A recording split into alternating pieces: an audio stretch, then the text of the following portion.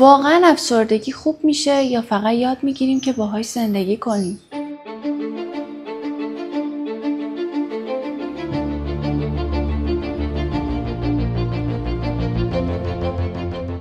ما در کلینیک اعصاب و روان مهرورزان صباگستر با تیمی متشکل از روانشناسان و متخصصین تصمیم گرفتیم که اینجا با شما از نزدیک صحبت کنیم. ما توی این کانال درباره افسردگی، اضطراب، وسواس‌ها و خیلی از اختلالای دیگه، حتی تفاوت روانپزشکا و روانشناس‌ها رو به زبان ساده به شما میگیم.